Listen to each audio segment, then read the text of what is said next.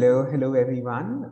A very warm welcome to this fifth colloquium, which is part of the Jindal York Colloquium series on reinventing citizenship amidst democratic decline. We have had a series of very exciting conversations in the past few weeks on democratic decline, as well as the multiple ways in which citizenship is being negotiated and reinvented in the midst of democratic decline. And we have covered various aspects of citizenship in these conversations and various ways in which people are reinventing citizenship, including engagement with the arts and culture.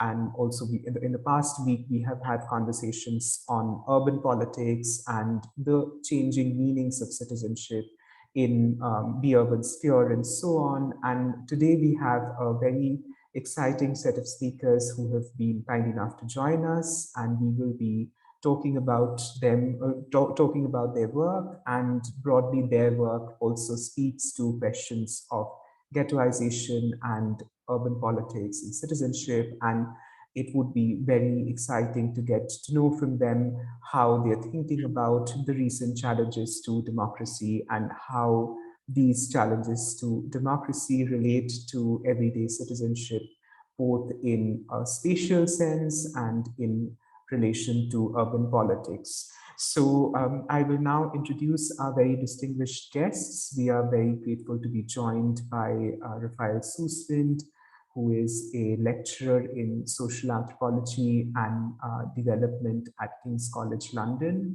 Raphael is a political anthropologist of urban India with degrees in political science, area studies, and a PhD in sociology and social anthropology.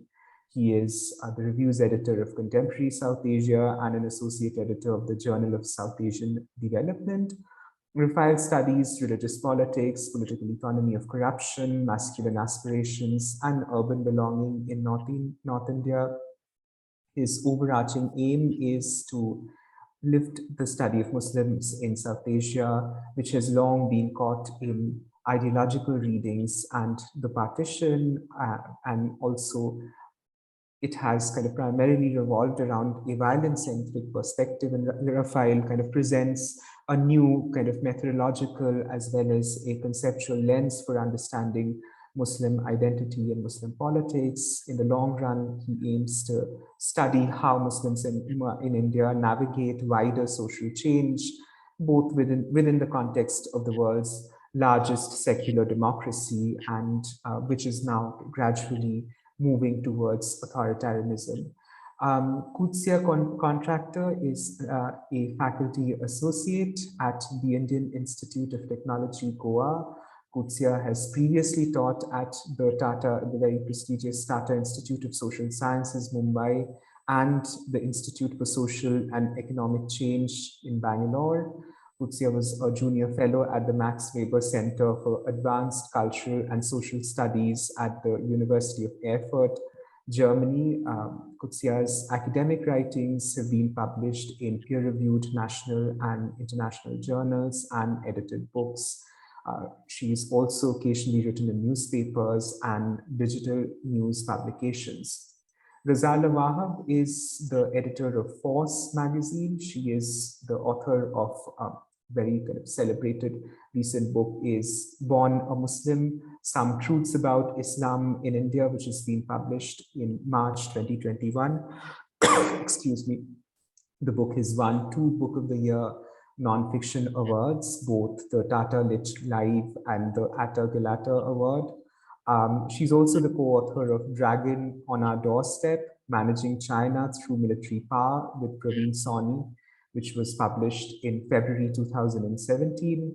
She has contributed a chapter on the changing profile of terrorism in Jammu and Kashmir for the book Operation Parakram, authored by Praveen Soni and Lieutenant General V.K. Sood in 2001. Ghazala started Force in August 2003 along with Praveen Soni. Apart from writing on issues like homeland security, terrorism, Jammu and Kashmir, left-wing extremism and religious extremism, She also produces the magazine every month. She writes a monthly column called First Person in Force. From 2003, from 1998 to 2003, she also worked as a principal correspondent in the Delhi bureau of The Telegraph, where she started her career in journalism with The Asian Age in 1994. And Ghazala tweets regularly at Ghazala Wahab. So, very warm welcome to all three of you. Thanks for joining us today. So, just to kind of lay out the format of this discussion. So, we have 3 rounds of conversations really with the speakers. And in the first round, each speaker speaks for about 5 minutes on some themes that I lay out. And in the second round, for about 10 to 15 minutes. And in the third round, again, we have concluding thoughts from the speakers for about 5 minutes. So just to get started with our first round of kind of conversations, if I could ask kind of each of you about how your work relates broadly to citizenship and democracy, and if I could start with Rafael, if you could give us some context about your work on citizenship and Muslim minorities in multiple cities in India, and how do space and place matter for democracy, and whether the regional particularities matter in how minorities experience democracy in India. So over to you, Rafael. Thank you, Sagnik and Indrajit and Ankita, and thanks for having us. And I look forward to the discussion. The first of your questions of how do I think about citizenship, I will postpone a bit to later round, because actually it hasn't figured much in my work. And I think that has to do with when I started to look into Muslim life and Muslim political life in India in the early 2010s, and maybe we can talk about what has changed since later on. But I want to address the 2 other questions that you asked about space and place and how they matter for democracy, and about regional particularities. On space and place, I would say it's very clear that democracy needs infrastructure. Georg Simmel said that cities are spaces where strangers are likely to meet, in the context of saying this is why the urban is such a potent space for democracy and social movements and political collective action. However, the space where strangers are likely to meet, they need particular locales and actual places where this happens. And that is a key reason why an unequal and threatened public space is such an issue, beyond obviously being horrific for those threatened in public space, in a wider systemic sense. And I'm thinking here of women in public space. I'm also thinking of Muslims under bulldozer Raj. There are multiple reasons why kind of hierarchy is problematic there. Now, public space has always come under threat. It is always contested as much as it is shared. It's an arena for power and hegemony.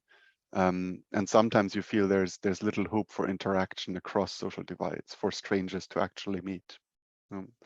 But at the same time, I think my research has shown that each reincarnation of this fragmented public sphere necessarily builds on historical precedent and inadvertently inscribes public space with fresh hope.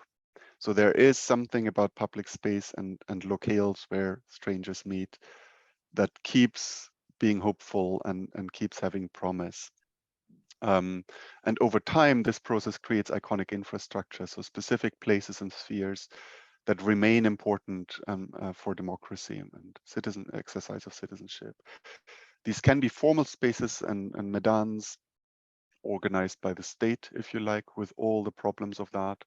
But they can also and often are informal spaces. Dipesh Chakrabarty has written about Ada Calcutta, a famous article in the 90s. My work on the Refayam Club in Lucknow takes a similar line.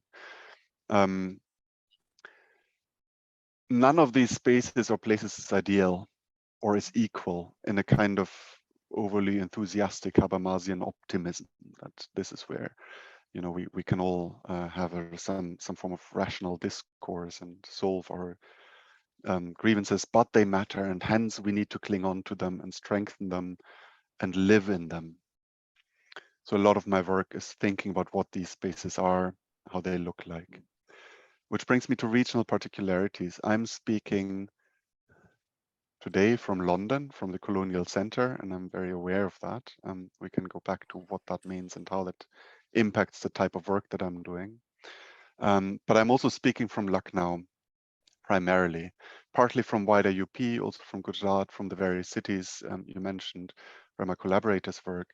But this is very different in different places, and the engagement of Muslims with democracy and the type of space where this engagement can happen varies tremendously across India.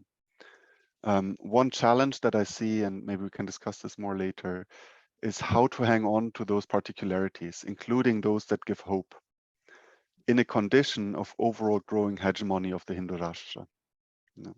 So how to justify politically, academically, to speak about hope and good life and a sense of optimism among Muslims, which is a lot of what I encounter in my everyday fieldwork, in conditions of overarching threat. And in a sense, it's a question of how to acknowledge the hegemon without reinforcing hegemony.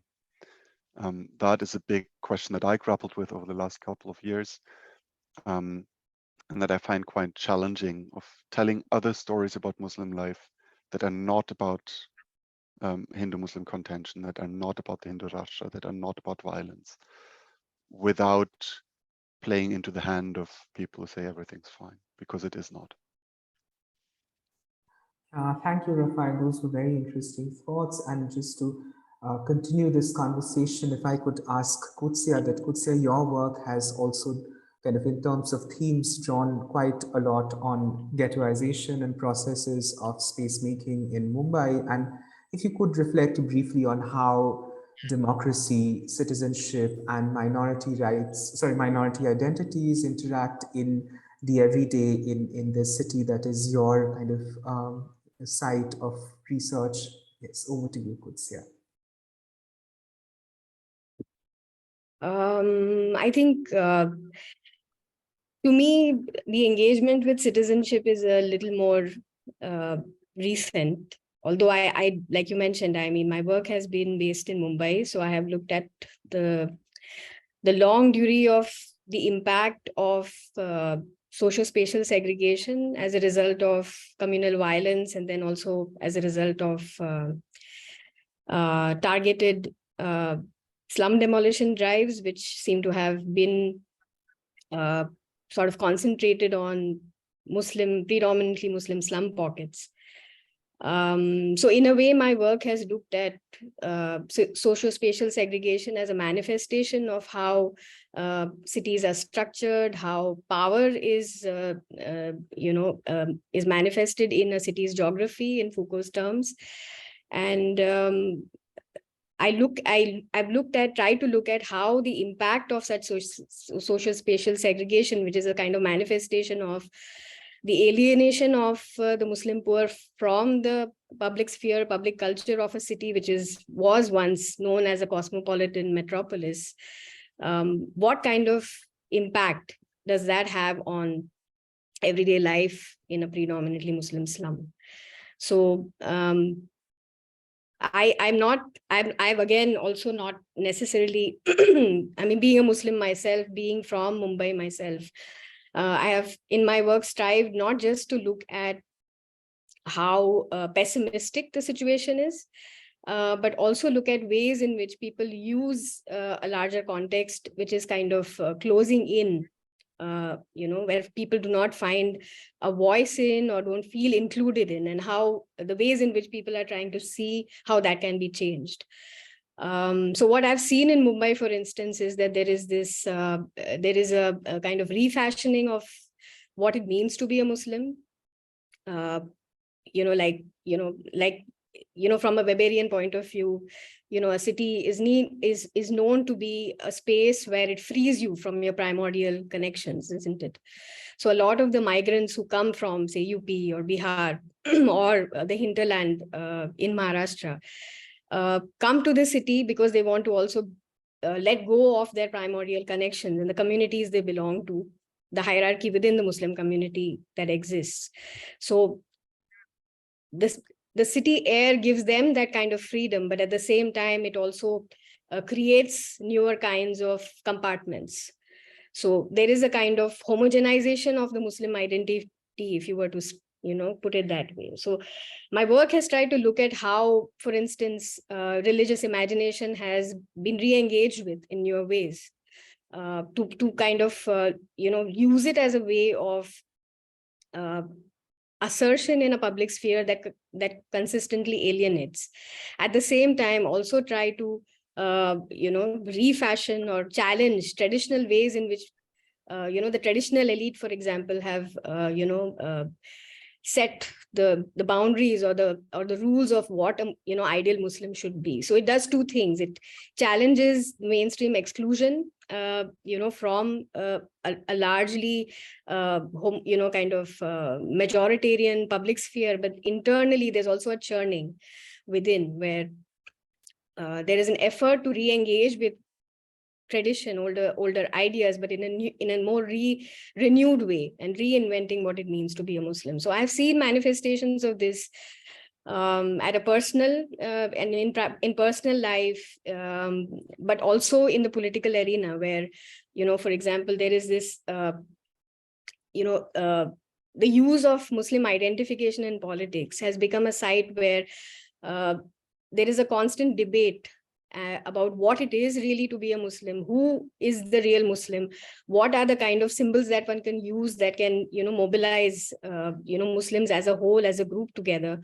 There is also a renewed engagement with, the idea of secularism. So what I've seen in my research is that these are concepts that are not necessarily seen as abstract or somewhere out there, but then these are constantly debated, not just necessarily during election time, but also in between elections, where, whether, when, people are trying to see whether, candidates are worthy enough, whether they are actually, abiding by the promises that they have made to people. So there's this kind of community accountability that you see at a more micro level within predominantly Muslim areas, where candidates are constantly vetted out. There's always a discussion at some chai corner or pan thela where people are constantly discussing whether so-and-so candidate is good enough, and whether, one has to use, what are the kind of, what is the kind of political claims, or what is the language that you're using. And concepts such as secularism, citizenship are constantly being debated, contested, reinvented in that sense. So to me, it's also a vibrant space. I mean, social exclusion, also social spatial exclusion, of course, has, it's a kind of extreme form of exclusion, right? In a way, it kind of manifests, it is a manifestation of a dangerous way of inclusion in a city. It's not something that one would see as desirable, including those who live in these segregated areas. But then what happens is that there's always a constant urge to see how one can be included, in the public sphere, and how one's voice could be heard, how one can make one's, one's presence desirable, at the same time not completely lose who you are. Right, in inherent terms. I mean, if you were to say what it is really to me, what does it mean to be a citizen? So it's not just about, being included, but being included on one's own terms. So this is what I've tried to, highlight through my work. Thank you, Pootsya. That was very, very helpful. And just building upon this theme, if I could now ask Ghazala about your kind of recently published book, Born a Muslim, Some Truths About Islam in India. It portrays the kind of everyday trials and tribulations of Muslim citizens from an autobiographical perspective. If you could kind of talk a little bit about your book and reflect on how you see the meanings of citizenship and democracy being made in neighborhoods in India. Yes, over to you, Ghazala. Thank you, Sagnik. Actually, I'll just step back a little bit and go to my primary work, refer to my primary work, which is Force Magazine. And it's a magazine on national security and defense. And in national security, we include external defense, which is aggression from, or addressing aggression from outside our borders, but we are also looking very intensely at internal security issues. And one of the areas that I have been working on since 2003 is internal security. So Jammu and Kashmir has been just one part of it. I've also looked very closely at multiple insurgencies that India has been challenged with since independence, whether it's in the northeast part of the country or whether it's in the heartland, where the left-wing extremists have been waging not just a war of the resources, but also a war of survival against the state. So I have been looking at these areas for a long time, and my book, which came out last year, kind of fit in well in these broad parameters for the simple reason all of these issues that I'm talking about, they pertain to people who do not find themselves full citizens, or they find that their citizenship or their right to the citizenship of the land, despite the tag of being Indian, is deeply limited, or as compared to other citizens. So they find themselves largely at the margins of the society. They find themselves as suppliants.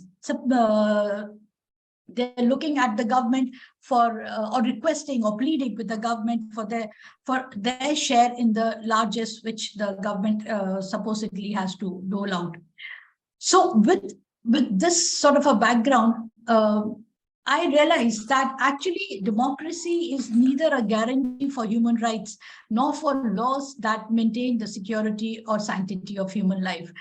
In fact, I have realized that democracy, on the contrary, often offers the state or the government to enforce the most undemocratic regulations, or it enables the state to bypass laws which the Constitution guarantees, or the rights the Constitution guarantees to the citizen. So democracy in that sense is also a cover-up for all sorts of things. Now, coming specifically to the citizenship issue, I think there are two concurrent movements in India today. One is linking the citizenship to one's religion. As we all know now, this entire CAA NRC project of the government of India was premised on denying Muslims, or certain type of Muslims, or Muslims of a certain class and ethnicity, citizenship of the country. Well, it's well known now, the famous man said in parliament, "Aap chronology ko samjhiye," understand the chronology. So effectively, first you'll have a registry of citizens, which will determine who is the citizen of India, and then they will find out a bulk of people have no evidence to prove that they are citizens. And among these people of a certain religion or certain religions will be given the shortcut to Indian citizenship. The rest will be excluded. So no surprises for guessing who this rest would be. The second movement, which has been concurrently carrying on since 2014, is diminishing of the citizenship of bona fide citizens of the country through specific laws that target their rights and their liberty. So whether it was a prolonged curfew in Kashmir on the eve of revocation of Article 370 in August 2020, and it continued for almost a year.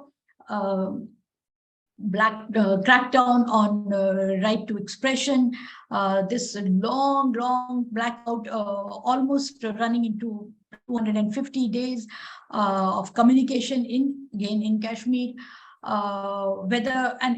Even now, every time they think there is some kind of a threat, the communication is shut down, the internet is shut down, telephone lines are shut down. So all of this, which effectively means that the people there are less of citizens than people in other parts of the country. And I'm just using this as an example because this is very recent. People in the northeast part of India, people in parts of Assam, people in parts of Nagaland, Mizoram have been, Meghalaya have been, not Meghalaya, Mizoram have been suffering for this sort of otherization for many, many decades now. So this is the other thing that is happening, that some citizens are more citizens than other citizens. Now, just quick statistics to make my point. Recently, a fact-checking website showed that nearly 20% of all under trials in India are Muslims. And the Muslim population, as we all know, is barely a little more than 14%. A large number of these under trials have either already been in prison for over a decade or are likely to be in prison for more than a decade, sometimes even 2 decades. Overworked judiciary is not the only reason for this. Many of these people, especially Muslims, have been booked under charges, non-bailable charges like Unlawful Activities Prevention Act. So every time their case comes for hearing or every time they apply for bail, it is denied. Again, another fact-checking site has said since 2014, 10,552 Indians have been booked under UAPA, that same Unlawful Activities Prevention Act. And in the last 7 years, only 253 have been convicted. So you just see the number of people who are still languishing, waiting trial. It is not just a question of denial of justice, but it is also the issue of their rights as citizens. Another fact, among the democracies, India has the largest number of journalists who have been detained or prevented from doing their job. And that job is simply reporting, going to the site and reporting from there. So they have been prevented by the state or the law enforcement agencies from doing just that. Today, just a few hours back, the Solicitor General had pleaded in the Supreme Court of India that the 70-year-old journalist Gautam Navlakha should not be shifted from the jail where he has been for the last 2 years to home arrest, to house arrest, because Navlakha had appealed for that, because the NIA, the National Investigative Agency, thinks that the case will be compromised. He is still under trial in a case pertaining to the rights of tribal people, and a very senior journalist. So I really don't know what citizenship really means in India at the present moment. Thank you, Ghazala, for those reflections. And if you could now move to the second round of our conversation, where we will really try to reflect on what are the possibilities, if any, of renewing citizenship amidst this kind of gloom and doom of democratic decline. And if I could start with Kutsia, and I mean, I'll just pick up on one of the comments that you made in your earlier remarks, that you spoke about the refashioning of Muslim identities in the slums of Mumbai where you've been working, and you've also written a bit about women's participation in the anti-CAA protests, for instance. So if I could request you in the next 15 minutes or so to reflect on what is the significance of these moments? What kind of refashioning of Muslim identities are you witnessing in your field site? If you could talk about them in a bit more detail, and what does this say about citizenship, and also does gender play an important role in these moments of reinvention of the Muslim identity? Over to you, Kutsia.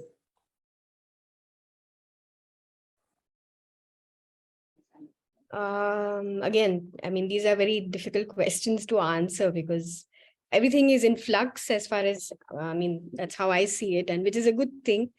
I mean, I think one of the recent things that we witnessed, all of us, was the anti-CAA protests. And it was very, very refreshing, to say the least, to see that a lot of Muslim women were part of this protest, and along with several others. So, I mean, to me, this is, of course, a very important watershed moment in Muslim political expression, right from the fact that it was, how spontaneous it was, the kind of attention it got. Also, the fact that, I mean, usually if there would be a lot of men involved, it would have completely taken a different turn, which it did in, in the way students were attacked, for example, in Jamia Millia Islamia. So, and I think personally, I mean, also as somebody who has been observing, an observer of Muslim politics and also studying it, I mean, you have written more about it. I mean, the personal law debate and, what has been happening around it. I think in public discourse, there has been a tendency to also patronize Muslim women to a very large extent, right from the imagery that has been used in that entire, triple talaq sort of controversy and the case that went on, and also the kind of media discourse that has kind of come about. And unfortunately, that has also percolated also within academia as well. So I think, to me, this was a watershed moment to also change the narrative, which saw Muslim women at the forefront, and nothing could be done about it. I mean, they were right there, and so I think that in spite of all the criticism and in spite of I mean, right from the right wing to from all possible camps, I think Muslim women's participation in the anti-CAA protests was quite an important moment for Muslim politics, for public discourse around Muslim participation in debates that concern their own lives, for instance. And this had a reverberation not just in English media, but then it kind of percolated down to the most remote neighborhoods, most remote neighborhoods all over the nation. So I think this was an important intervention. I mean, as far as the debate on citizenship is concerned, I think it also was a good intervention for us to reconsider how we understand citizenship in India. So Muslim women were there in their personal capacity, but then they were also, appealing to, a public, face of citizenship. So this kind of binary that we see in citizenship theory about private and public, I mean, this is something that it challenged in a way. And I think it really needs more exploration, more, we need to know more about, what this means. And,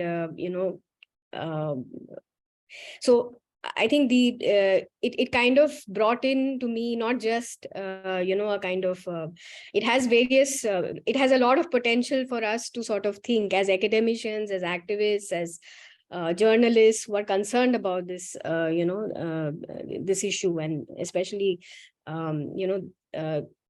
so it also, to me, sort of shifts the focus, not just from the transformation that the Hindu right has made from the 90s to now, or even going back historically to the 1920s, but also to, it urges us to look at how, Muslim identity is also changing in these contexts, which I think is important, because a lot of the debates that we have, either, kind of journalistic or academic, sort of also refine the Muslim identity. So it I think invites us to look at the newer ways in which people consider themselves as citizens, how they see themselves, what the demands that they're making, which are not necessarily related to religion, like as in the triple talaq case, but then they're also looking at some basic amenities, right to education, and then how that links up with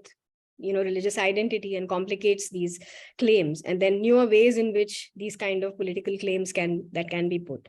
Like you mentioned in your, like Raphael mentioned earlier, that, it seems like the study of, Muslims is kind of caught between this paradox of a baggage of partition and then, not kind of, or then it is only, a kind of, it's a narrow way of looking at religious identity, and that you cannot break out of, the kind of the narrow trappings of talking about religion. But then it also shows us how the interaction between religious identity as a political identity, and also looking at how questions of basic amenities. So it's not just, it's talking of substantial citizenship. It's not just about citizenship that's something that's abstract. Again, it's talking about substantial citizenship and what it actually means on the ground. So that's to me, that was something that I was very, very keen on kind of understanding and looking at. The other thing that I have actually looked at is also in Mumbai, in a more local sort of setting, is the impact of the beef ban, for example. Another law which sort of was kind of so the impact it had was, one was on the livelihoods of a certain section of people, but then it also spoke to this kind of certain cultural markers and differences. And interestingly, although, in Mumbai, not all beef eaters are Muslim, but then it somehow became a Muslim issue.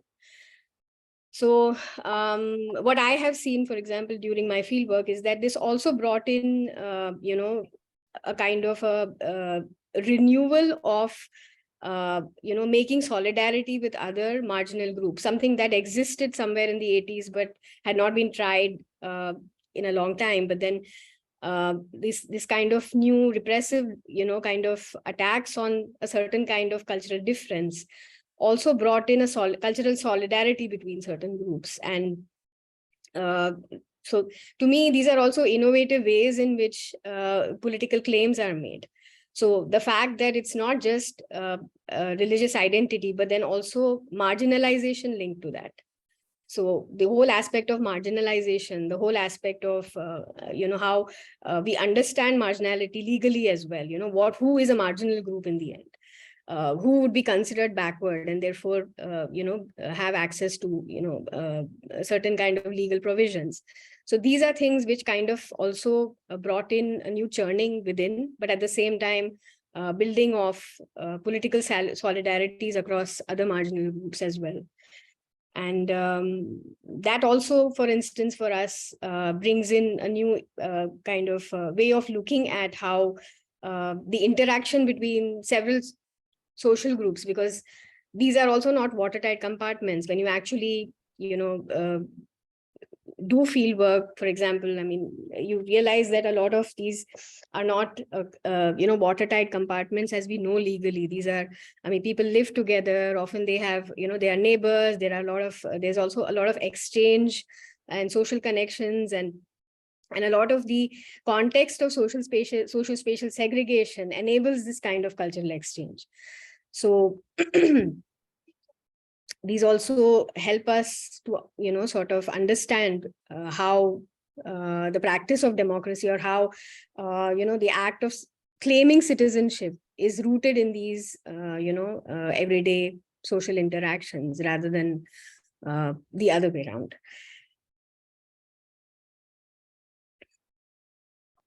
Thank you, Pootsya, for also bringing in these very fascinating insights about kind of solidarity across communities and so on, that also does make us think about what are the everyday possibilities of citizenship and democracy. So just to kind of build upon that theme, and if I could kind of ask Ghazala that, even you have written extensively on various aspects of everyday Muslim experiences in both your book and in your journalistic work earlier. So what, in your view, has changed or not changed in the recent past with respect to citizenship engagements and Muslim engagements with democracy? Yes, over to you, Ghazala. And we have about 15 minutes or so. Yeah. I think there are three aspects to citizenship. The first is a legal or the constitutional aspect. What does citizenship mean to ordinary people in their day-to-day lives? What are the rights which their citizenship guarantees them? What are the privileges they have or they are supposedly enjoying or supposed to enjoy in a country of which they are the citizens? What is the degree of their participation in the democratic process? Are they allowed to participate in that process without bias or without prejudice? What kind of access they have to government facilities, government largesse, from food rationing to subsidized housing to ease of taking loans from the bank, from starting a business or getting government support to start a business, or to decide to live in a particular way in a particular area with the assurance that their lives and their livelihood will be protected. So this kind of an assurance that citizenship provides them. Then there should be an assurance that within the parameters of law, their economic activities will not be impinged upon by additional regulations. Their practice of their religion will not be impinged upon by specific court cases filed by people who, with the sole intention of restricting those. To give a few examples, for the restriction on cattle trade. Now, it's not just a question of the ban on beef. It's a question of a Muslim's ability to rear, buy, and sell cattle. A lot of cases that we've heard of lynching did not happen because somebody had killed a cow or a buffalo. They happened because they were trading in it. They were transporting cattle from one area to another area as part of a bona fide economic activity. Because there is a community which is it sits between both Hindus and Muslims, the Gujar community, and the community is a cattle rearing community. So the Muslims and Hindus, Gujar, their profession, their ancestral job is to rear cattle, milk cattle, sell the milk, go to these cattle fairs and sell or buy cattle and bring it back or do whatever. So this has been affected. The leather industry, hugely disproportionately populated by the Muslim community and the Dalits. This impacted on them. So even if the government did not come down harshly on them, the government allowed lumpen elements which claimed impunity because there was some sort of overarching umbrella provided by the government under which they were seeking protection. These people were going and terrorizing those who they wanted to terrorize. So again, the law or the rights which your constitution provides you as a citizen are then usurped by those who are extra constitutional, and the government does not come and stand by you or protect you. The other thing is practice of your religion. Now, again, numerous court cases since independence have been filed in various courts, state courts, whether this government, this high court or that high court, on right to propagate your faith. And this, again, strictly impinges upon a Muslim's right to practice and propagate the faith when the constitution guarantees it. Take the example of offering namaz in public parks or on the roadside or on the road, stalling the traffic. That also happens. But if you see the context, Islam stipulates that Muslim men, when they're offering namaz, they have to offer in a congregation and they have to stand next to one another so close that their ankles should rub against one another. So, and most Muslims do not offer namaz 5 times a day, every day of the week. Majority of them do it on special occasions like Friday afternoon prayers or Eid prayers or other specific festivals. So for this purpose, you cannot build huge mosques because mosques would require huge land where thousands can perform or offer namaz at the same time. So traditionally, for these specific occasions and for say an hour or so, public spaces were taken or were given to Muslims to offer the namaz for that particular period.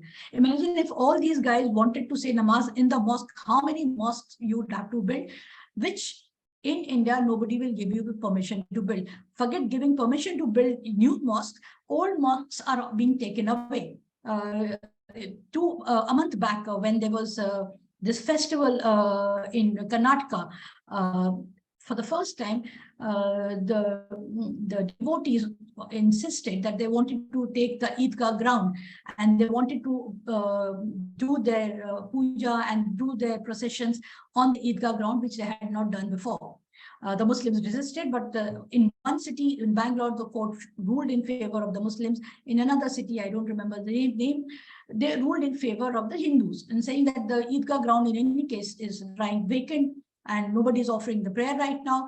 And in any case, the Muslims offer it to the local communities for holding their fairs. So why can't it be offered to the Hindus to have the puja, the jagrans? So the point is, it is impossible for Muslims to build new mosques. The old mosques are being taken away or are being encroached upon by vested interests, and the government supports this.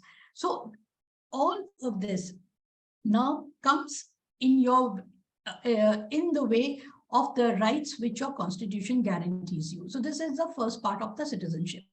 The second aspect is social aspect, which includes the ease of living, your familiarity with your place, how much happiness you get from that particular place, living in that particular place, your neighborhood, the people you're engaging with on a daily basis, whether at work or at home or in school or in colleges, the kind of food you're eating, and you're being allowed to eat that kind of food, the confidence that you can go out of your house safely for work and come back safely in the evening without something disastrous happening to you.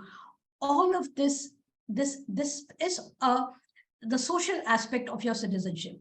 We live not just to fulfill our everyday obligations.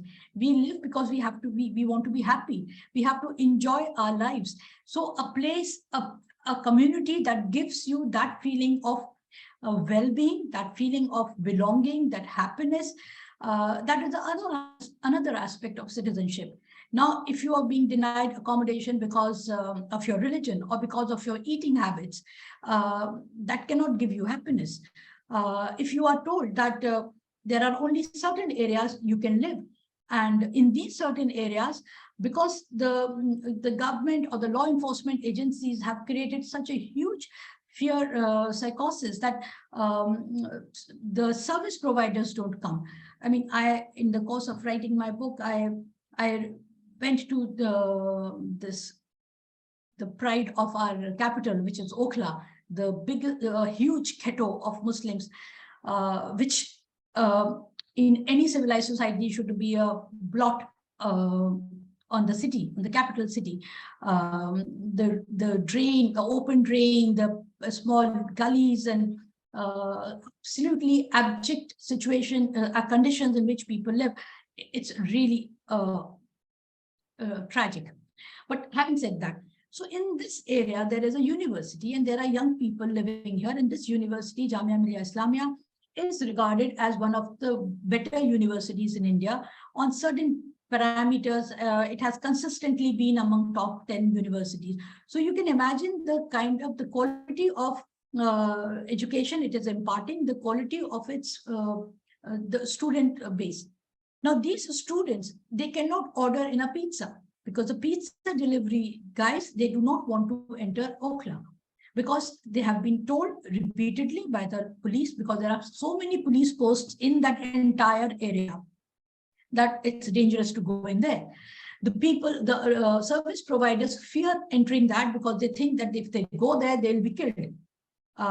Though no statistics bear this out, that they have more crime in this region area than any other part of the city.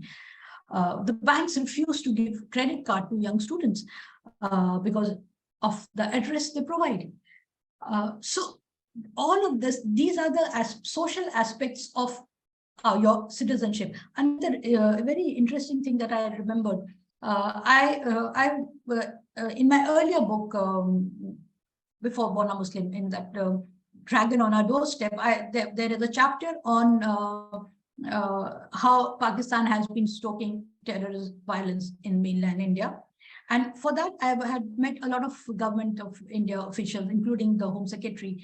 And he very honest of him and very candidly, he told me that after the demolition of the Babri Masjid, the intelligence agencies were at a complete loss because of systematic prejudice and systematic easing out of Muslims from the intelligence services. They were at a complete loss because they had absolutely no inside information on the Muslim community in India. They had no clue how the community is feeling, what it is thinking, how it is likely to react to certain triggers. So they had to infiltrate Hindu officers dressed as Muslims into various Muslim mosques, obviously mosques are for Muslims, into various mosques in Muslim ghettos, so that they could hang around the mosques and eavesdrop on the people who were coming there to worship, because they had absolutely no traction with the community. They had burnt these bridges since independence by systematic marginalization. So this is just to give an example of what kind of a social condition our citizenship rights have created in the nation, in our country. The third aspect comes from this, and that is security. The state uses security as an excuse repeatedly to create these gates, these roadblocks to citizenship. So whether it is allowing people of certain parts of the world to come and live in India, for example, the Rohingyas from Myanmar, or it is people from certain part of the country moving into another part of the country. And the specter of terrorism is frequently raised to create barriers within the country, keeping these people out, whether they're Kashmiri people coming into mainland India, whether it's, as I've said, Rohingyas coming into India seeking asylum, or it's Muslims from certain parts of Karnataka coming into North India, or Muslims from parts of UP going into West India. So there are always these barriers which are created because the government says there's a fear of terrorism, there's a threat of terrorism. The truth is, terrorism is not a problem. It is not a problem in any part of the world. Terrorism is merely a manifestation of unresolved political problems in various parts of the world. And politicians across the world use this out of political convenience because it suits them, because they do not want to address the political problem. So they use the specter of terrorism and they continue to build resources and they continue to focus on fighting terrorism, when actually they should be trying to address the problems, the unresolved political problems, or unresolved problems of aspirations not being met, which have manifested in people resorting to violence, even terrorist violence. If you're honest to us, if there was no violence, would we even pay attention to people who are clamoring right to self-determination, or if people were saying we don't want any mining to happen in our territory, in our forests, we don't want our forests to be usurped? Would we even pay attention to peaceful protests by people? Would the state even pay attention to them? Would the state pay attention to people saying that we want autonomy within the framework of the Constitution, or even outside the framework of the Constitution? What's the big deal? We are a large country. Why can't we accommodate all kinds of people and aspiration and find a mechanism of living, working, surviving together?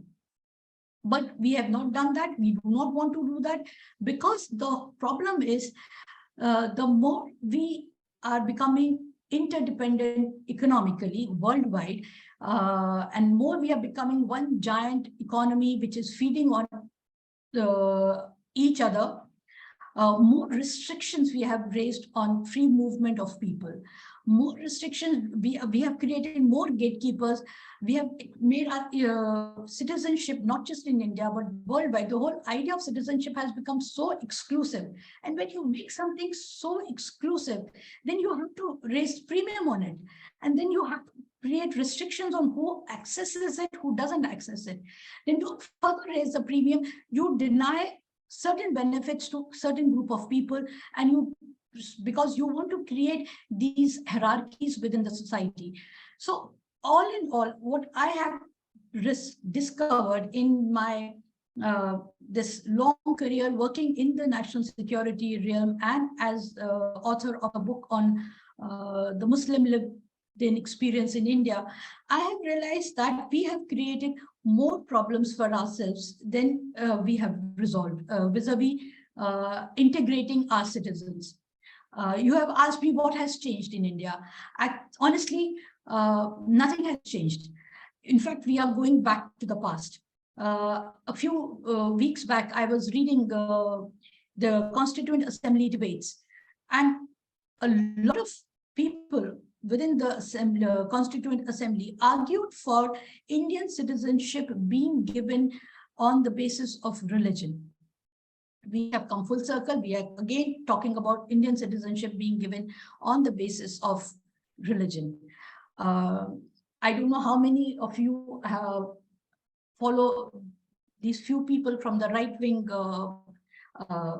firmament, a very senior Indian Army officer who has millions of followers on Twitter, who is regarded as one of the ideologues for both the RSS and the BJP, who has huge following on YouTube, again in millions. He tweeted a photograph of Sania Mirza. I'm sure everybody knows Sania Mirza. She is the best women tennis player in India and has held some kind of a ITA ranking worldwide. I don't know what her last ranking was, but she is regarded as a very successful woman tennis player, especially in doubles. He tweeted her photograph with her 2 or 3-year-old son. And he said, why should we give this son of a Pakistani Indian citizenship? Sania Mirza is married to a Pakistani national, though she is an Indian citizen. Now, a person, he is a child of 3 years old. His mother is an Indian.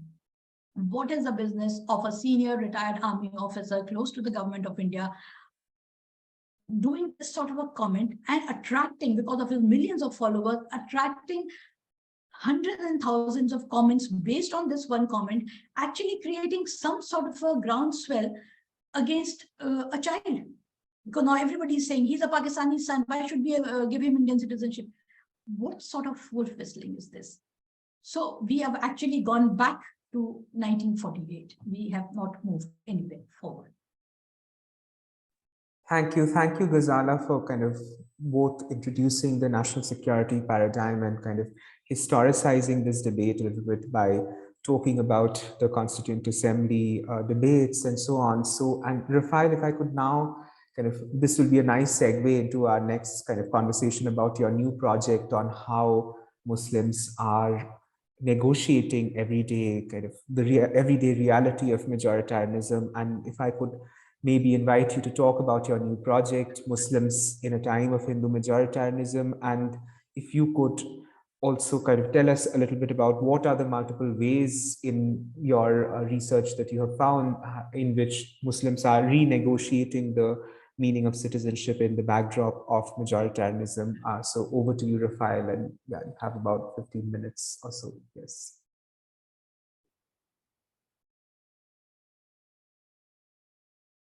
Sorry, Rafael, you're muted. This still happens. Thank you. It was really interesting to listen to you, Ghazala, on the kind of longer historical overview. I think I share a lot of your pessimism. Despite the anti-CIA protests, I'll come back to them. Would say there's a lot of clear-sightedness that I encounter in my fieldwork around how can we find accommodation within the framework of the Hindu Rashtra. And that really speaks to the hegemony that Hindutva has achieved, which is not just to say, is more than just saying they're powerful or they're the majority or they have the state, but they structure how the minority thinks as well. And they set, they're not just a powerful player, they set the rules of the game now. I want to start though by so slightly, not as much historical going back as Rosala did, but in a different moment. You asked me how did this project came about. And I think it started, we have to go back to the early 2010s and remember what kind of time that was. It's a decade ago only, which is very much when I did my PhD, for example, and started to get interested academically in those issues. That was a thoroughly hopeful moment for Muslims in India. It was the aftermath of the shock of, on some level, of the Sacha report, pointing out the extent of socioeconomic exclusion. But at the same time of pointing that out, the debate was suddenly shifting, broadening beyond both the national security type questions and the partition type questions or the personal law identity type questions to ask other questions about Muslim life in India. It was a moment of course, the UPA rights-based type approaches and developments. It was not just, I think, hopeful moment for Muslims. It seemed to me at the time that other stories can be told. That's why after my first book was on kind of Muslim activism in the aftermath of 2002 of the riots. I was like, let's go to Lucknow. Let's tell other stories. Let's talk about aspirations, about caste and middle class aspirations among Muslims, because this is the moment where the Muslims I work with have those other stories to tell and feel they can finally focus on other issues. And I think it has been a slow and painful process of realization for me, but also for many colleagues, certainly here in London or in the former colonial center, and maybe further a bit more removed from India, but across kind of the academic study of Muslim South Asia and Muslim India, to go right back to study riots, right back to study Hindutva, right back to study Hindu-Muslim, right back to the long histories that Rosala highlighted. And that moment is lost. And I think for me, certainly there was a process of coming to terms with that the intellectual project that I had and the hopes that I had of the kinds of stories I wanted to explore and tell, not because the violence wasn't important, but because other stories are also important. The space for telling those stories shrunk, and increasingly it felt if I keep telling those stories in the current moment, I'm sending the entirely wrong signal politically. So in that context is where this larger project emerged. It is a large networking project of which I have a small subset. The way we go about it has a lot to do with the current moment. So there's a lot of emphasis on networking, on providing shelter up to a point for people working in India, Muslims working in India, collaboration, networking, making clear that questions of citizenship, questions of Muslim life in India are seen and heard and protected within whatever little protection academia can offer as a structure.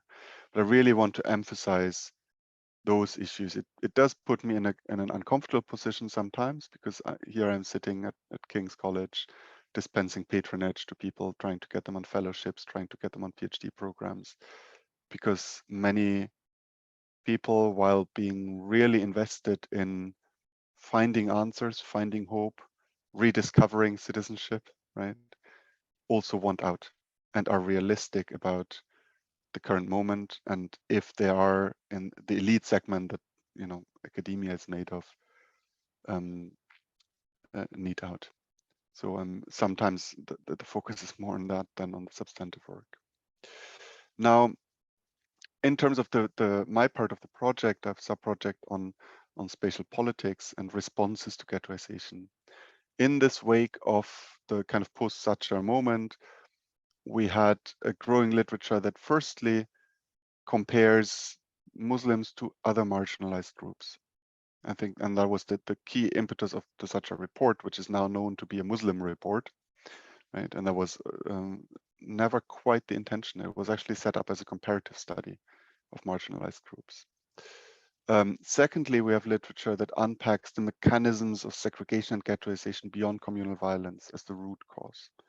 My own earlier work on corruption plays into this, for example. So questions of enclavement, questions of class reconfiguration among Muslims, saying not all Muslim spatial clustering in India is due to the threat of or experience of communal violence.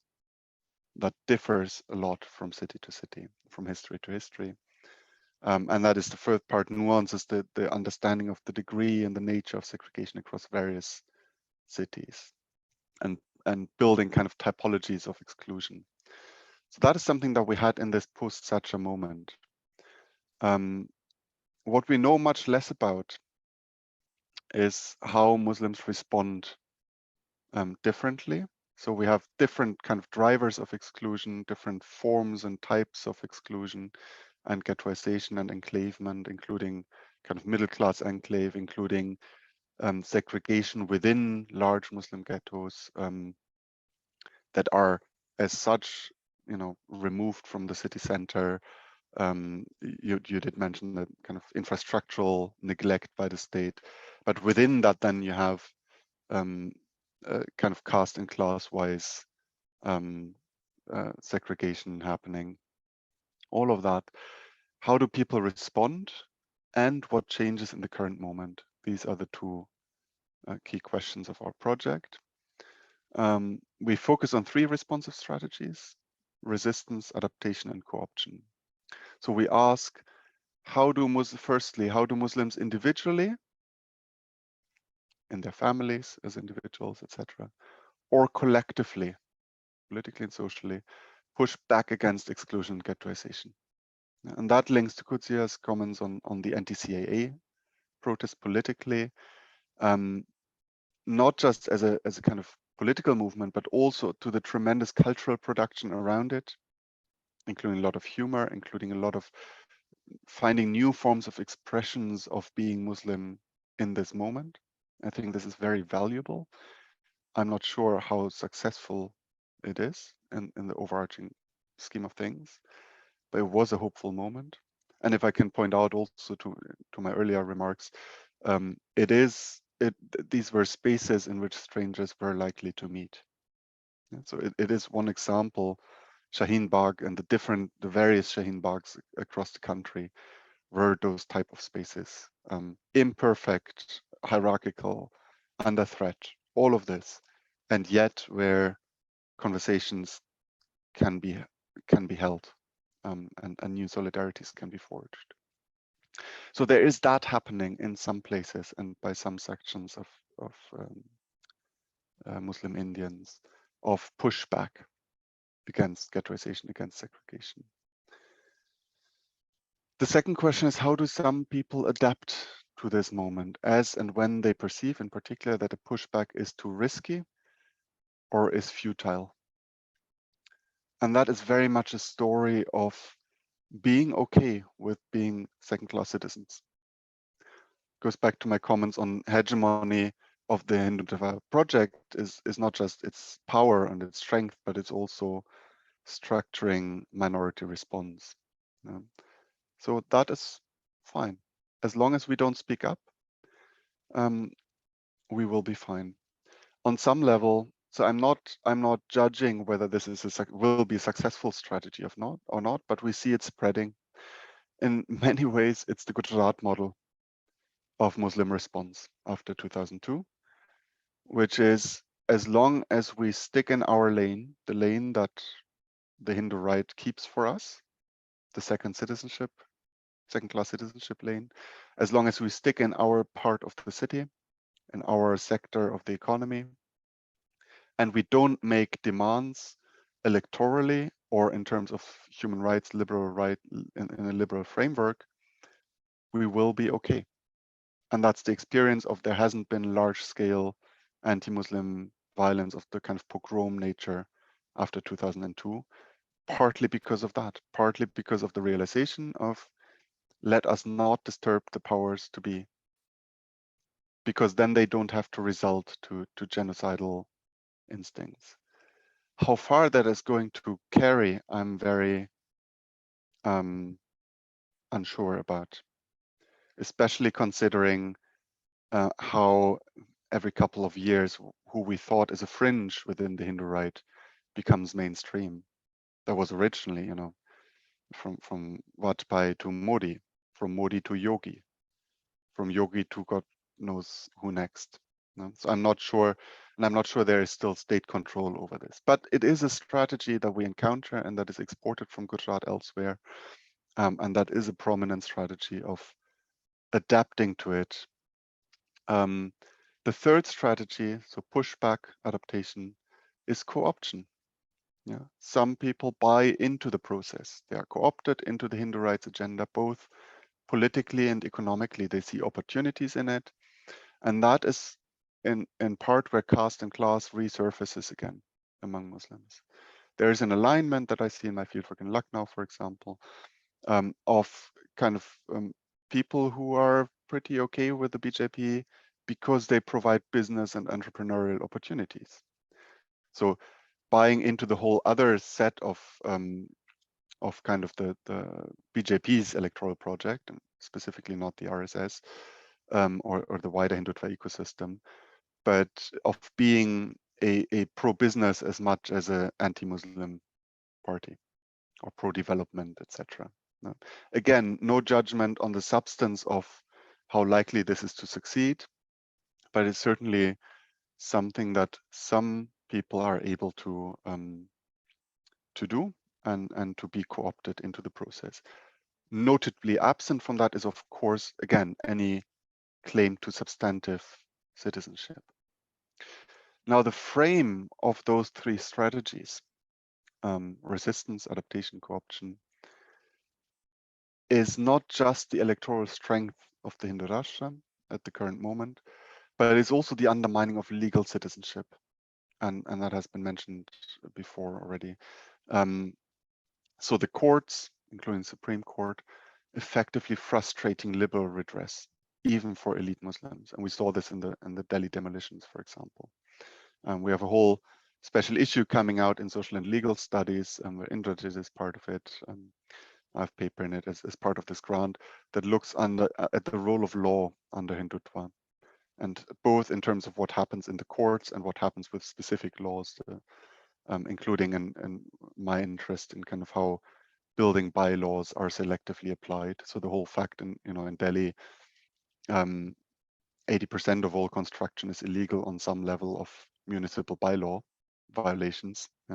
By design, this is how the urban growth of Delhi is enabled and was structured. And these are selectively enforced to target Muslims. So in a sense, I guess what the project is still ongoing until end of next year. We hope to, as I said, that this law and Hindutva special issue will come out probably sometime next year. And then there's another one on urban spatial politics coming out. But so I don't want to go too much into what we find in response to those questions, other than saying we see all three responsive strategies. But what I do encounter and what is different from 2014, 15, 16, etc., is very different from the early 2010s. Is a very clear-sighted analysis of the current moment, and then a variety of strategies to live with it, rather than much hope to change it.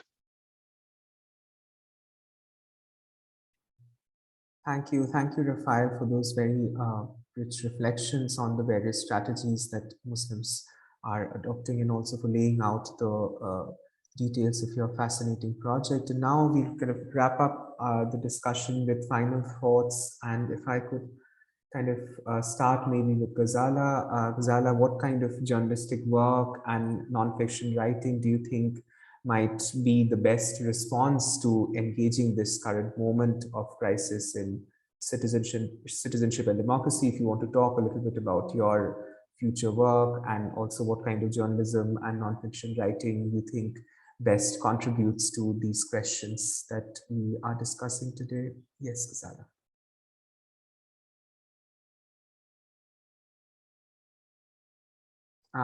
Ghazala, you're muted. Yeah, sorry.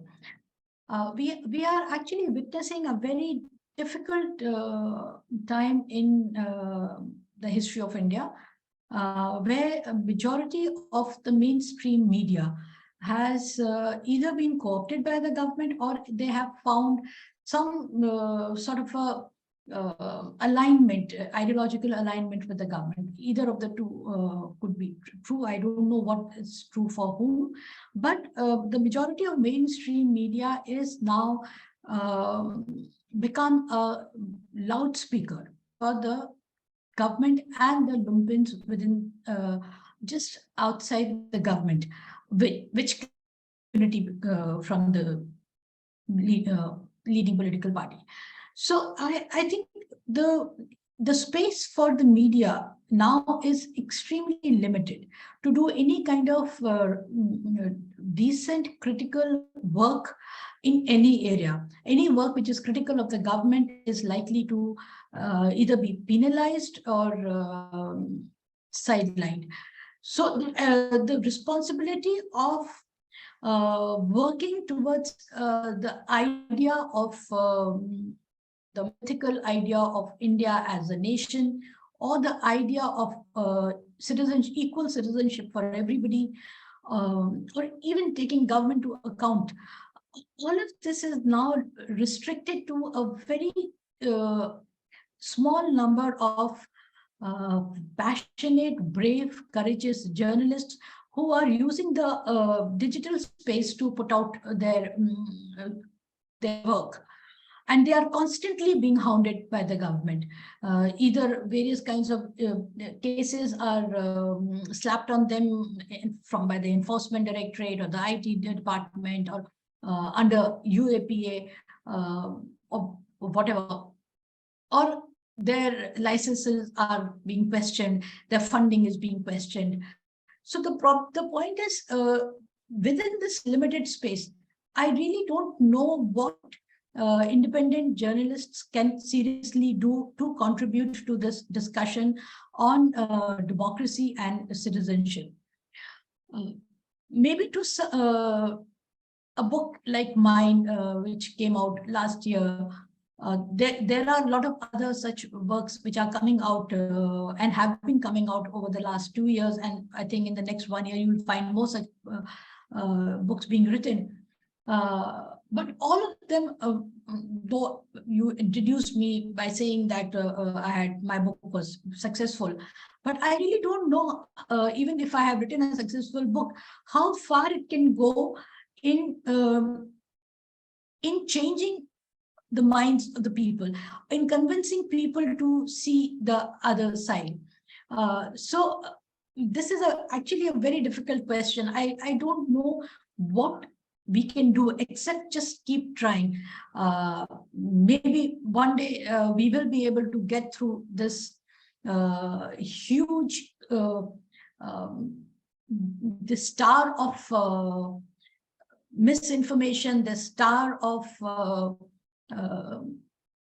lies which have been created within our society, which has kept us as citizens divided from one another. There's one thing I want to say, and I didn't feel this very deep in my heart, and that is that we are living a very dangerous moment in India. There is a very genuine fear, and I do not blame a majority of Hindus for worrying about this. They genuinely fear that Muslims are going to overtake the Hindu population of India. They genuinely fear that Muslims are fifth columnists, that they are not, they're neither law-abiding citizens nor are they loyal to the country. There may be no basis to this kind of a fear, but they fear because they don't know any Muslims, because they've never engaged with any Muslim. Now, with the government putting so much of emphasis on terrorism and saying that all terrorists are Muslims, even if all Muslims are not terrorists. So there is this additional layer of fear which the mainstream feels. So if they don't get to know more Muslims, if they don't engage with a Muslim person at a social level, at school, in the neighborhood, at workplace, this fear will continue to grow, because what you don't know scares you the most. But with the kind of neighborhoods that we are building, the kind of society we are building, we are creating more divisions every day. We are encouraging more ghettoization. It is not just a ghettoization between Muslims and Hindus. Within the Hindu community also, we are creating ghettos, certain kind of community living here, another kind of community living in some other place. We are creating mental ghettos as well by propagating wrong ideas about one another. So I think there is a huge responsibility on those who know the truth and who have the courage to speak it, but their number is very limited. Thank you, Ghazala, for those thoughts. And now if I could again direct a similar question to both Rafael and Hutziak, and how do you see, the social the interventions in your discipline and social sciences, what kind of directions might best help us understand the changing meanings of democracy and citizenship in this conjuncture that we are in. So Rafael, would you like to do that? And then yeah, sure. I think the key challenge that I see at the moment, a kind of academic challenge, is that we need to bring together the earlier literature, I would say, on physical violence, riots, lynchings against Muslims, and the literature on economic and legal forms of marginalization, laws, land markets, development-induced dispossession, resettlement, and those kind of questions together. They were treated as separate and autonomous processes that then result in economically, politically divergent spatial formations, ghettos, enclaves, voluntary versus forced, etc. And I think what Kutsia said this earlier, actually, that both communal riots and slum clearances are often targeting the same people, and they're being perpetrated by the same agents, and they're part of the same project. So kind of thinking those two sets of literature together, something that academically, I think is important to get a grip on the current situation. Because in the bulldozer politics that we see in the last year or so, they intersect on the ground. In all of this, that's the second point I would make, is the ongoing challenge of acknowledging the hegemon, which I think academia has become much better over the last 2-3 years, much clearer. And the Muslims I work with in India have become much clearer and much more clear-sighted about it. Without reinforcing hegemony, without letting go of what I said at the very beginning, the spaces of hope, without forgetting the anti-CAA protests, the Shaheen Baghs, the places where strangers are likely to meet, where social interaction can happen, etc., etc. And that is an ongoing challenge of how to not be naive while not being hopeless either.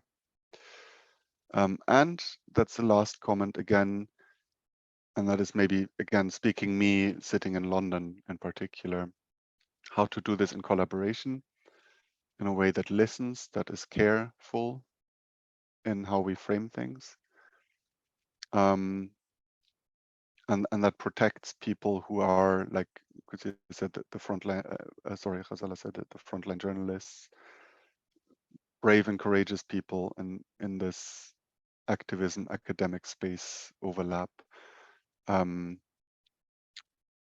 How can we support them? How can I support them? So these are the 3 points I would make. Thank you, Rafael. And now if we could have the last word from Hutziak maybe on what you think might be the future direction of work in the social sciences and in your discipline that helps us understand this present moment.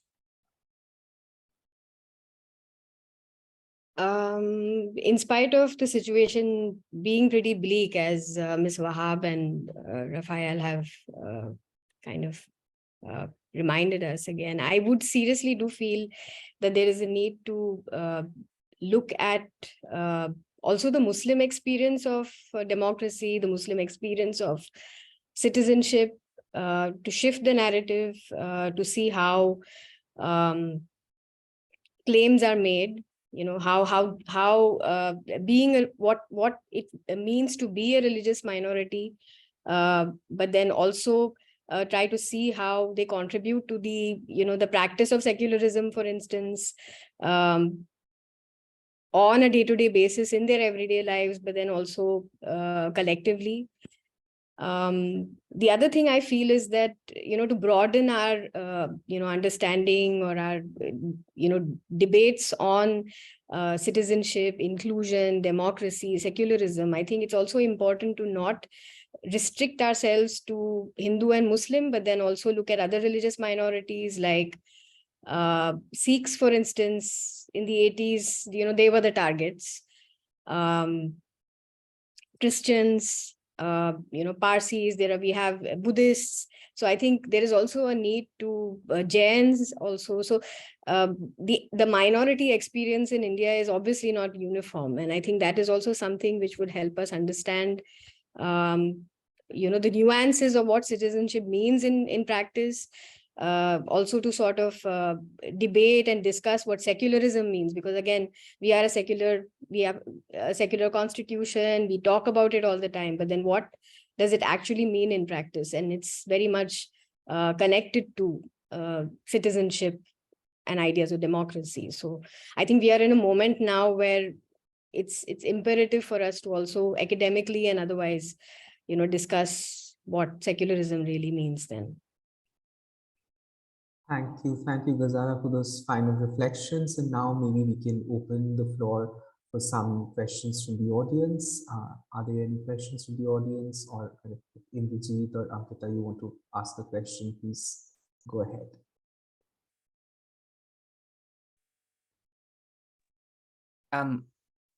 I'm happy to start if I have your permission. And yes, of course, please go ahead. If that's okay. Now, it's always it's very. I don't want to say it's nice to hear these perspectives, because it's not nice. Of course, the situation is so somber and so grave. But I think the ways in which the concerns and the almost crisis of citizenship has been presented, in all three presentations is really useful to sort of come to grips with the very serious erosion of democracy in India today, which is, we know it's not exceptional. We know these sort of processes are going on elsewhere in the world, but it just sort of seems to be very, be in your face now.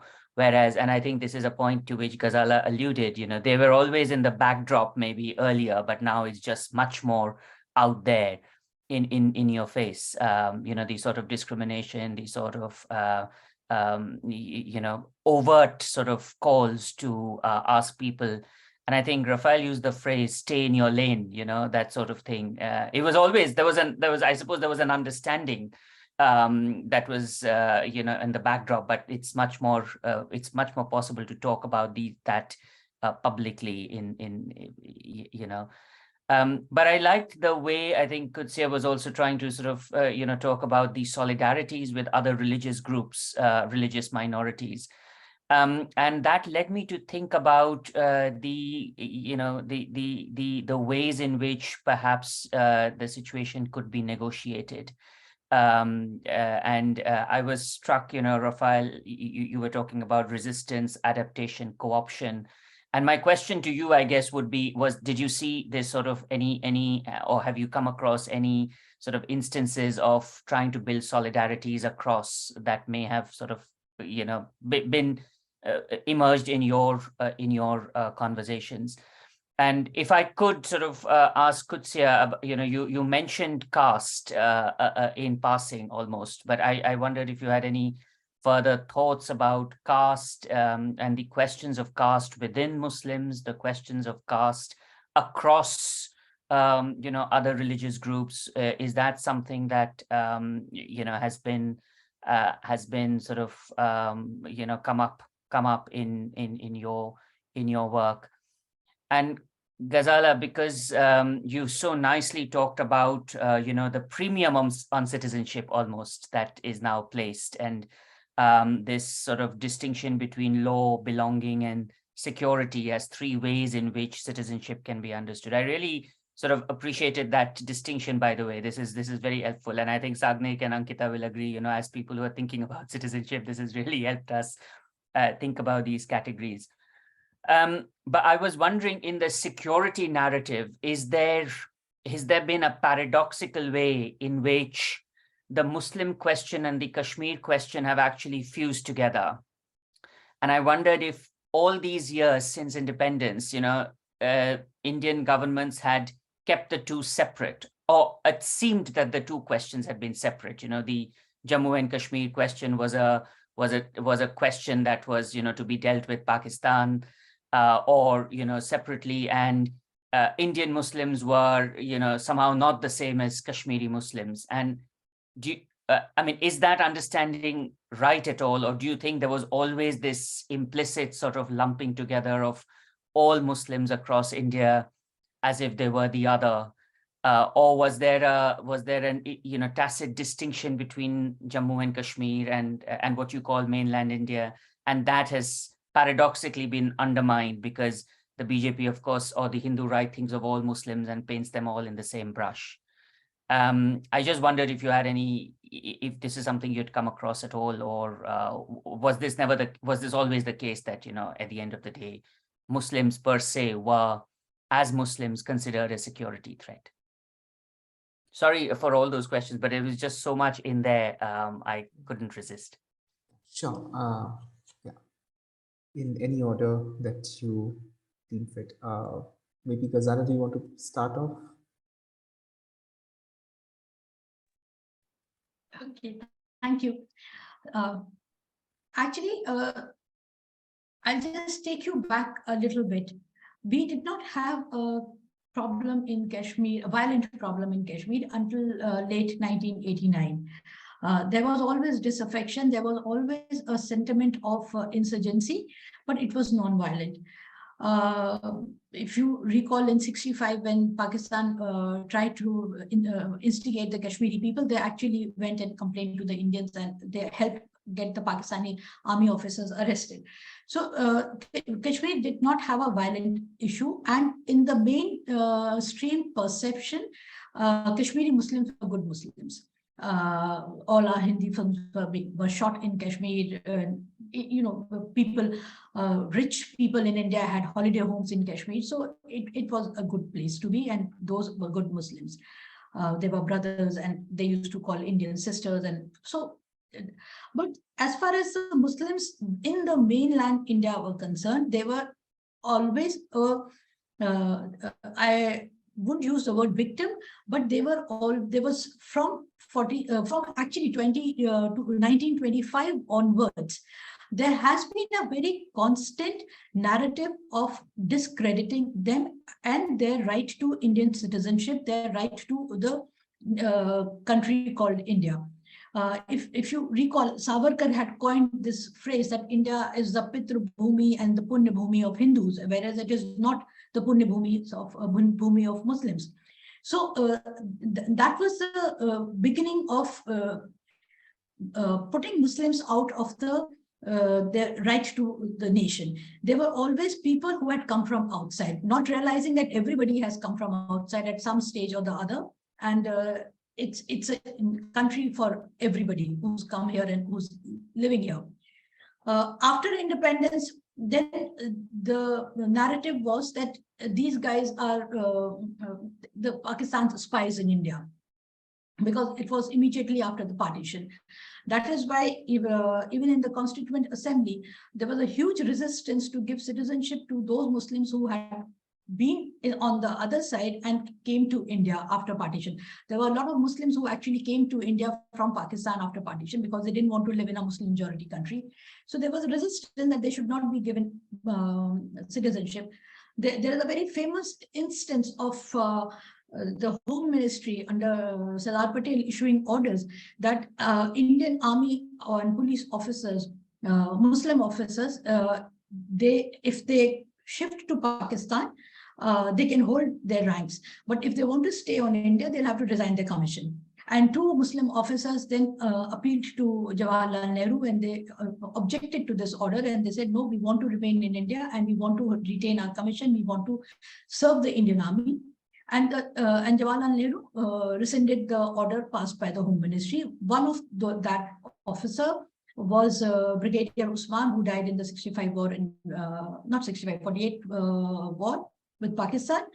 And another was the person, Habibullah, then brigadier, and later on he rose to become the Major General, who founded National Defense Academy.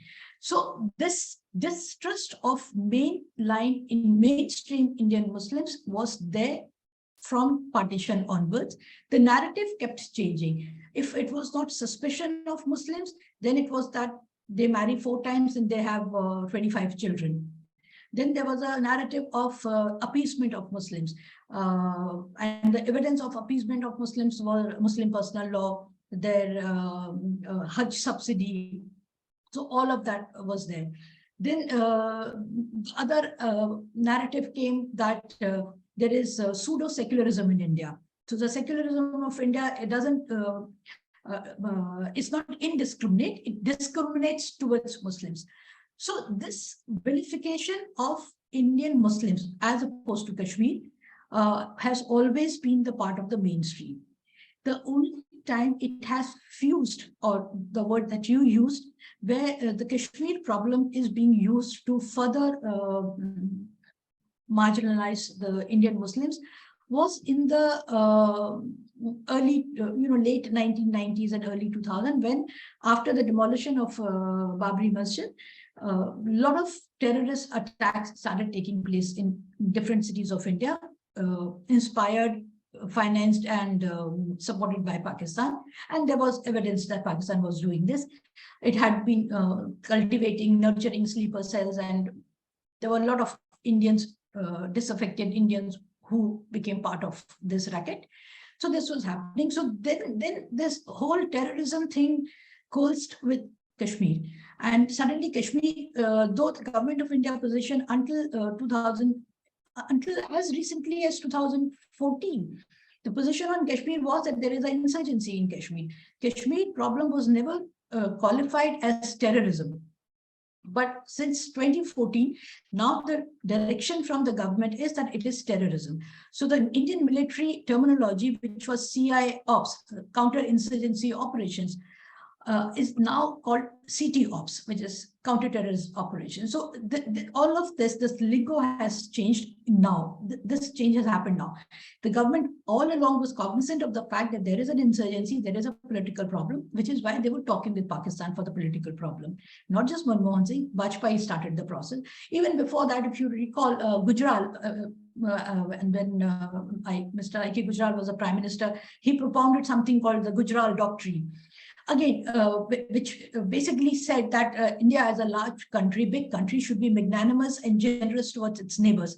Even if it has to give more than it gets, it should do that because it's a big brother and it has to be magnanimous.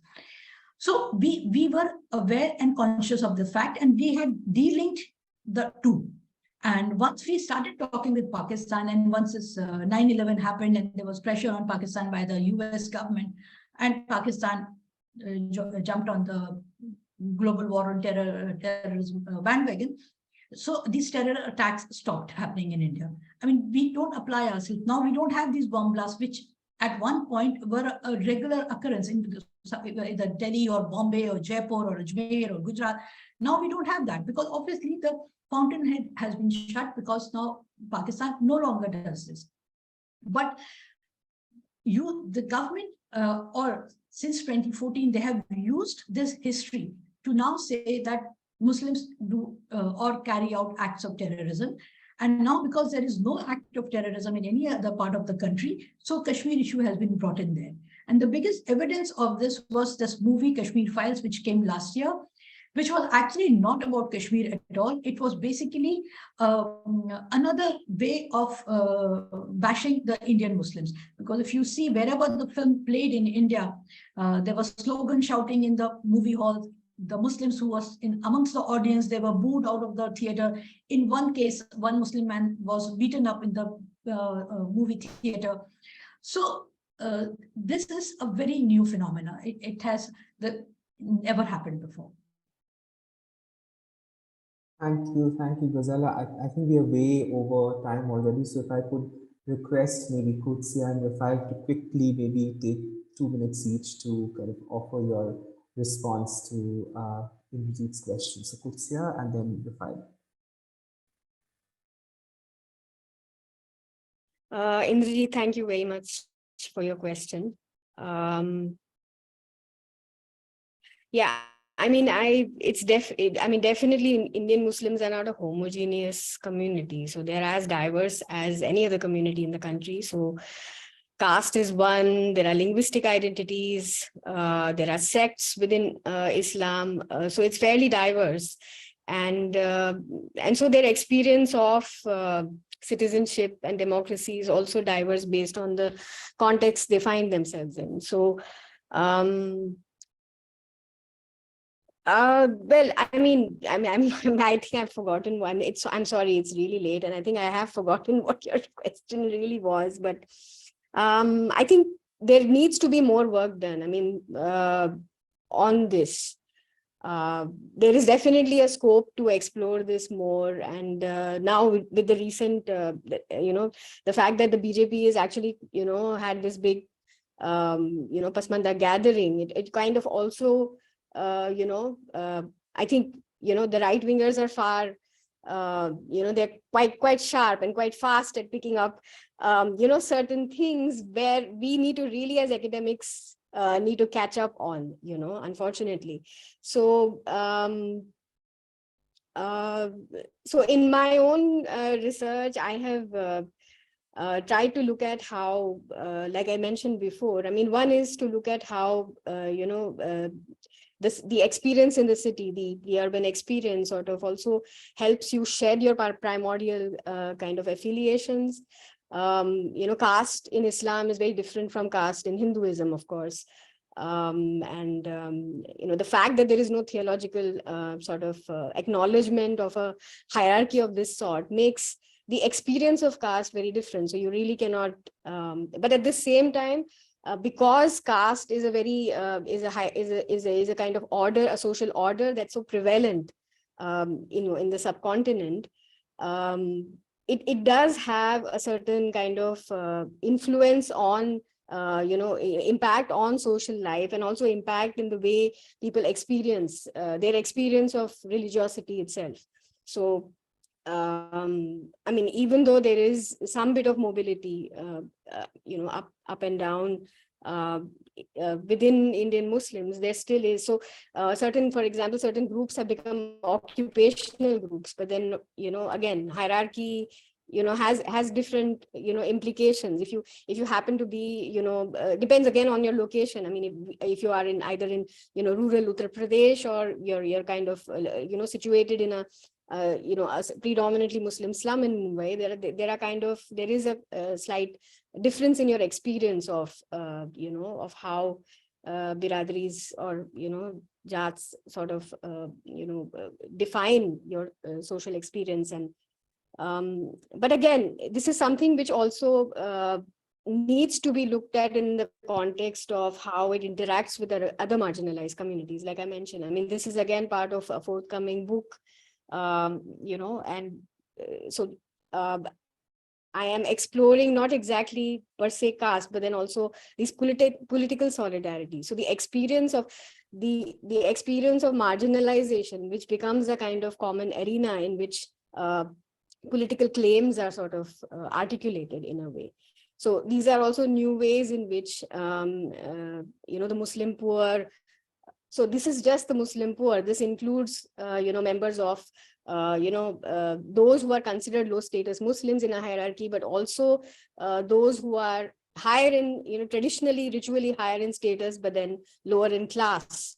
status. So there is a kind of a combination of how, the urban environment sort of affects one's social status in that sense. So you could be an ashraf, but then because you are from a lower class, you happen to be living cheek by jowl with somebody from a biradri which is considered low caste or is considered impure, but that person happens to be financially better off than you. So this is something which I think the urban experience in Mumbai at least does to Muslims, and it definitely, in my work, like I said, I mean, in a forthcoming book that I argue, that this definitely impacts how political claims are made, how ideas of citizenship are contested and debated, because ultimately, the Hindu right government that we have is a democratically elected government. I mean, it was not a coup. I mean, so it is a democratically elected government. So I think what gets debated is really what is the meaning of democracy, what it means to be lesser in number, but then also having a say as part of a multicultural society, right? So there's a lot of debate on what secularism means, which also has an impact on what community membership means. So in a recent paper, for example, I've looked at, 3 individuals whom I've interacted with for, during my fieldwork several years, between, 2010 to, 2017, where, they've discussed all of these 4 individuals belong to different communities, but then they are talking about the kind of, renewed engagement with tradition, what it really does, what does it mean to be a Muslim, for instance. If you happen to be an Ansari vis-a-vis somebody who's from a middle caste, or who's from an Ashraf background, but then the idea of living in a social, a kind of segregated neighborhood in Mumbai also sort of homogenizes this idea of marginalization. So it's a renewed engagement with tradition. It doesn't necessarily reinforce older ideas of what tradition is top down, but then it for example, one of them happens to be a school teacher in a municipal school, but is a member of the Jamaat-e-Islami Hind, and one of his major roles has been to translate the Quran and the Hadith into Marathi, for instance. So, he has this, wallpaper that he, publishes, which is called Islam Sarvansati, something of that kind, vis-a-vis, looking at the whole idea of marginalization and how you build institutions from scratch. And, an Ansari, Maulana, whom I interviewed, who's traditionally from a, lower caste, so-called lower caste background, low status background, but is kind of, I mean, something that you would not imagine, for example, in Hinduism, but is a Maulana, so has had traditional, training in, is a traditional religious scholar, but does believe that there is definitely an importance of both secular and, traditional education for you to be part of a public, right? So you keep your identity as a Muslim and be heard and seen as a Muslim, but then it's important to be part of a secular public, which, is inclusive of everyone. It's not just, so these are small nuances of everyday, Muslim life in Islam. And, they sort of speak to our larger debates and national, larger debates about how citizenship should be viewed, and how identities are not watertight compartments. There's a lot of interaction. People are also kind of changing in the way they are, I mean, for the good, for the bad, but there is definitely a change in the way people are understanding one's own status, one's own position in the nation, and then how does one make claims, therefore, in a polity that seems to be so antagonistic or adverse to to who one is or wants to be. I hope that answers your question. I'll be brief, noting that we have lost all our attendees. So it's the 6 of us now. Thank you, Indrajit. Are there solidarities across? Yes and no, but not enough, for sure. And that's not me saying this. That was Ghazala, you were earlier speaking personally, about the deafening silence of the majority. Many similar conversations I had over the summer in Delhi and UP and Gujarat. But, and that's maybe the final point, not everywhere. and not with everyone.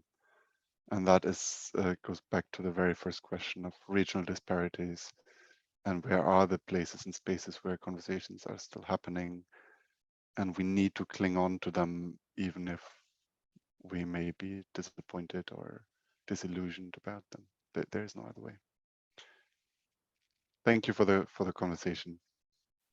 Thank you, Rafael. And with this, we are approaching an end of this colloquium series, and I would like to take this opportunity to thank all our speakers, Rafael, Kutsia, and Ghazala, for joining us today, and also my co-conveners, Indrajit and Ankita, as well as Melissa, who has worked very hard to kind of put this all together, the logistics. And I hope that we can be in conversation about your work in the future as well as this colloquium series grows. And do attend our next colloquium, which is on the 2nd of December. And that's the kind of concluding colloquium of this series. And we hope we can be in conversation about these issues. And thank you very much again for joining us today. Thank you. Thank you.